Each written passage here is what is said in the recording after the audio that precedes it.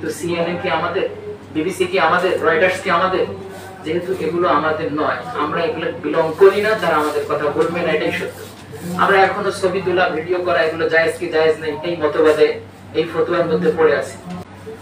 আল্লামা শেখ সাদি একবার এক বরফের দেশে গেলেন, গিয়ে দেখলেন যে সেখানে কুকুরগুলো সব ঘেউ ঘেউ করে পায়ের দিকে কামড় দিতে আসে, আর লাঠিগুলো সব বরফের সাথে বাঁধা জমে আছে।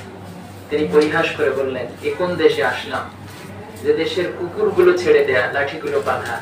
উচিত তো ছিল লাঠিগুলো ছেড়ে দেয়া, কুকুরগুলো বাঁধা।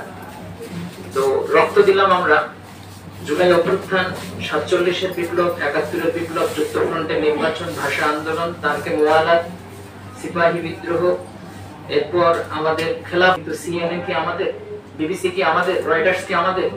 যেহেতু এগুলো আমাদের নয়, আমরা এগুলো বিলং করি না, তারা আমাদের কথা বলবে না, এটাই সত্য। আমরা এখনো ছবি তোলা, ভিডিও করা, এগুলো জায়েজ কি জায়েজ নেই, এই মতবাদে, এই ফতোয়ার মধ্যে পড়ে আছি। তাহলে আমরা কখন মিডিয়া বানাবো? মিডিয়া আমাদের কখন কথা বলবে? মিডিয়া আমাদের না, মিডিয়া কথা বলবে না, এটা ধরে নিয়েই সামনে আগাতে হবে। যখন আমরা মিডিয়া তৈরি করব, আমাদের মিডিয়া আমাদের কথা বলতে বাধ্য হবে। আরেকটা কথা বলেছেন আমাদের সম্মানিত ডক্টর, যে আমাদেরকে ইন্টেলেকচুয়াল জায়গায়, বুদ্ধিবৃত্তিক জায়গায় নেতৃত্বে উঠে আসতে হবে। এখন বুদ্ধিবৃত্তিক জায়গায় আমরা কিভাবে হিট করব? হালাকু খান 1158 সালে যখন দারুল হিকমা বাগদাদে হামলা করলো, এত অজস্র বই ছিল যে সেখানে ইউফ্রেটিস এবং টাইগ্রিস নদীর স্রোত পর্যন্ত বন্ধ হয়ে গিয়েছে কিতাবের বাহুল্যতার কারণে। সেখানে ইন্তিকালুত তামাদ্দুন ইলা তামাদ্দুন ছিল, সংস্কৃতির সাথে সংস্কৃতির আদান প্রদান ছিল। সেখানে হুনাইন বিন ইসহাক, যিনি খ্রিস্টান, তাকে তরজমা বিভাগের প্রধান রাখা হয়েছে। সে পালি ভাষার বইকে, সংস্কৃত ভাষার বইকে আরবিতে ট্রান্সলেশন করত। তখনই আমাদের এই আদান প্রদান থাকার কারণে আমাদের ইবনে সিনা তৈরি হয়েছে, খাওয়ারিজম তৈরি হয়েছে। কিন্তু এই নামগুলো চেঞ্জ করা হয়েছে। আবু আব্দুল্লাহ মুহাম্মদ বিন ইবনে সিনাকে বলা হয়েছে এভেসিনা। জিব্রাল্টার প্রণালী, যেটা জাবালুত তারিক, সেটাকে বানানো হয়েছে জিব্রাল্টার প্রণালী। তো দেখা গিয়েছে ইবনে সিনাকে আভেসিনা, দাউদ আলাইহিস সালামকে বলা হয়েছে ডেভিড, মুসা আলাইহিস সালামকে বলা হচ্ছে মোজেস, ঈসা আলাইহিস সালামকে বলা হচ্ছে জেসাস।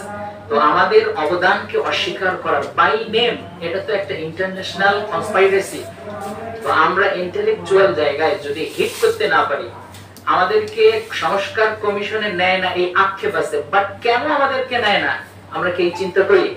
এই আত্মসমালোচনাগুলো যদি আমাদের মধ্যে থাকে, আই থিংক আমরা ইন ফিউচার সামনে নেতৃত্ব দিতে পারবো। তবে কেরিয়ার বাংলাদেশের মাধ্যমে যেহেতু আলোচনা শুরু হয়েছে, যেহেতু এখন পথ খুলে যাচ্ছে, কিছুক্ষণ আগে আমাদের সম্মানিত ডক্টর ওসমান গনি সাহেব বলেছেন যে আমরা একসময় যে কথাগুলো বলেছি, এখন তোমাদের তরুণদের মুখ থেকে সেই কথাগুলো আসছে।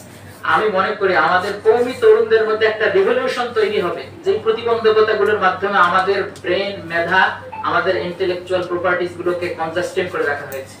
আমি বিশ্বাস করি যদি আজকের মতো কেরিয়ার বাংলাদেশের মতো কিছু মুরব্বী যারা নেতৃত্ব দেয়, তারা যদি আমাদের মতো তরুণদেরকে লালন করে, প্রতিপালন করে, রোড দেখায়, ইনশাআল্লাহ বাংলাদেশকে আসিফ নয়, মাহফুজ নয়, আমাদের মতো তরুণরাই, কওমি তরুণরাই বাংলাদেশকে নেতৃত্ব দেবে। কায়েদে আজম মোহাম্মদ আলী জিন্নাহ অবিভক্ত পাকিস্তানের প্রধানমন্ত্রী হওয়ার কথা না। অবিভক্ত পাকিস্তানের প্রধানমন্ত্রী হতেন শিববির আহমদ ওসমানী অথবা জাফর আহমদ ওসমানী রাহিমাহুল্লাহ। বাংলাদেশের তাজউদ্দিন আহমেদ, তিনি কোরআনে হাফেজ, তাকেও মাইনাস করা হয়েছে। সো আমরা দেখছি এই গণ আন্দোলন 24-এর বিপ্লবের মধ্যে আজকের দিনে প্রধানমন্ত্রী হয়তো থাকতেন মাওলানা মামুনুল হক, চিফ অ্যাডভাইজার কোথায় থেকে ডক্টর ইউনূস আসলেন, তাদের থেকেও আমাদের অবদান ফেসিসকে তাড়ানোর অনেক বেশি। কিন্তু আমরা এই জায়গাগুলোতে হিট করতে পারি না, তার কারণ আমাদের অযোগ্যতা আছে। এই বিশ্বাসটুকু, এই বোধটুকু, এই সমালোচনাটুকু সহ্য করতে হবে। আমার কথায় ভুল হয়ে থাকলে মাফ করে দেবেন। আমি সত্য কথা বলতে চাই।